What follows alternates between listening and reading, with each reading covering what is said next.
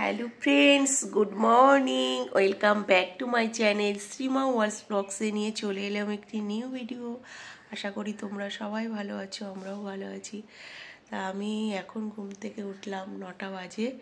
এর মধ্যে বোন সেই 4টের সময় উঠে সব কাজ কমপ্লিট করে ওই যে বসে আছে। ও চাটা খাওয়া হয়ে গেছে, বোনা এই কাজে বেরালো জাস্ট। এদিকে পুজো হয়ে গেছে, এই যে দধিকর্মা হলো, ব্রাহ্মণ এসে সব করে দিয়ে গেছে, তারপরে সব গোছগাছ করে রেখেছে। এখন আমরা চা খাবো, প্রসাদ খাবো। আমি তো 2 দিন হয়ে গেল বাড়ি যাচ্ছি না, কাজ ছিল বাট আবার ছিল না, এরকমই অবস্থা। তার জন্য আমি থেকে গেলাম। আর ছেলেও আসছে এখানে খেতে, বেশি দূরে না এখান থেকে, তার জন্য এসে এসে খেয়ে যাচ্ছে। আর বলছে থাক, এসছিস কোনোদিন আসিস না।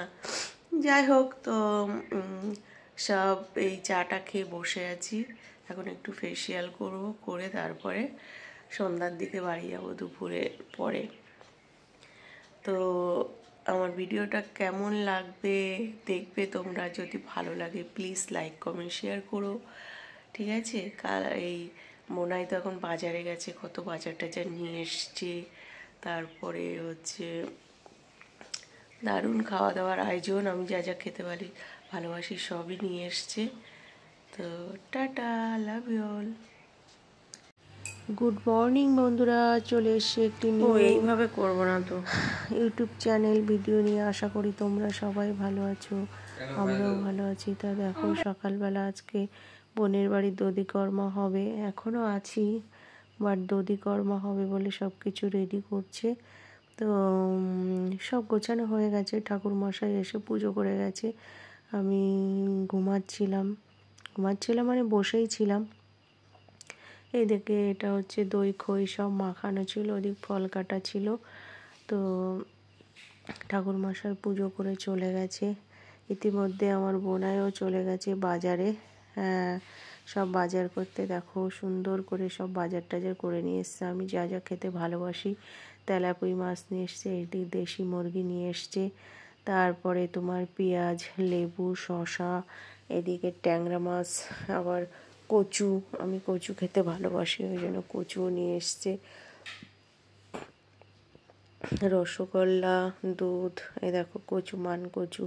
আর ওদিক শীষ পালন, এই শীষ পালনটা কালকে রাত্রেও কিনে রেখেছে আমাকে খাওয়াবে বলে। এবার বোন আদা পেঁয়াজ রসুন সব কেটে নিয়েছে, আমাকে বলছে তোকে কিচ্ছু করতে হবে না, তুই বস। এদিকে ধনে পাতাগুলো সব ছাড়িয়ে গুছিয়ে রেখেছে, নষ্ট হয়ে যাচ্ছে বলে। প্রচুর বাজার করে নিয়ে এসছে বোনাই শিয়ালদা থেকে। সে আর ফ্রিজে জায়গা নেই, সব এদিক ওদিক গড়াগড়ি খাচ্ছে। আবার দেখো রাইস নিয়ে এসে বিরিয়ানি করবে বলে বলছে রে। আমি বললাম না আর করিস না, আমি চলে যাব, কিন্তু আজকেও যেতে পারিনি, ছিলাম যেহেতু কাজ ছিল না। আর এদিকে দেখো খাবো বলে এবার রান্নাবান্নাও হয়ে গেছিলো। বোনাই এদিকে তোমার স্যালাড কেটে রেডি করছিল, আর এদিকে বোন দেখো মাংসটা রান্না, কচুটা হয়ে গেছে, এবার চিকেনটা কষিয়ে সবে জল ঢালে দিয়েছে। এবার এটাকে ঝোলটাকে একটু মারাতে হবে। দেশি মুরগির ঝোল কে কে খেয়েছো প্লিজ কমেন্ট করে জানাবে। আমরা অনেক দিন পরেই খাচ্ছি, সে আমার বাবা নিয়ে এসেছিলো, প্রায় বছরখানিক হয়ে গেছে। আর এই যে বোনের বাড়িতে খাচ্ছি।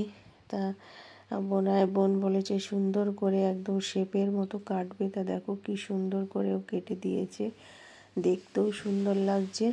আবার সাজিয়ে রেখেছি, আমরা একটু পরেই খেতে বসবো বলে সব কিছু রেডি করেছি। আর কি একখানা পাঁপড় নিয়ে এসছে, পাঁপড় দেখলে মাথা খারাপ হয়ে যাবে। কড়াইতে দিচ্ছি, পুরো সে মানে মেলায় বিক্রি হয় যে পাঁপড়, ঠিক সেই রকম পাঁপড়। আর এই রসগোল্লা ছিল একদম পুরো দেশি গ্রামের যে রসগোল্লা হয়, নরম, স্পঞ্জ নয় বাট নরম যে রসগোল্লা সেইগুলো। আর এই যে দেখো মুরগির ঝোলটা কেমন হয়েছে, দেখে তো ইয়ামি লাগছে, সুন্দর। আর এই যে তেলাপুঁই মাছটা ঘি দিয়ে ভাত আর তেলাপুঁই মাছ ভাজা, আর এই যে সেই রসগোল্লা মারাত্মক ছিল। আর চাটনিটা কালকেই করা হয়েছিল, সেই চাটনিটা ছিল বলে আজকে আর করা হয় না। আর এই যে ট্যাংরা দিয়ে কচু, মানে যা হয়েছে না, গন্ধেতে পেট ভরে গেছে, কি বলবো। তো আমার বোনও খুব সুন্দর রান্না করতে পারে পরিপাটিভাবে। তো অনেক দিন পরে এসছি বলে ও গুছিয়ে গুছিয়ে সব রান্না করেছে। আর দেখো বোন ভাত বেড়ে দিয়েছে সবাইকে, আমার ছেলেও এসে গেছে খেতে। দাদা তো বাড়িতে নেই, ভেলোরে আছে। তো দাদা আসতে পারেনি। আমরা বলাবলি করছিলাম যে জামাইবাবু থাকলে খুব ভালো হতো এইসব, কিন্তু নেই তো কী হবে। তো ঘি দিয়ে আগে খেয়ে নিলাম, এবার খাচ্ছি কচু। তোমাদের সঙ্গে একটু শেয়ার করছি। দেখো ট্যাংরা মাছগুলো ছিল মারাত্মক, 800 টাকা করে নিয়েছে। পুরো ডিমওয়ালা ট্যাংরা মাছ ছিল, পুরো দেশি, একদম বসিরহাটের ট্যাংরা বললো।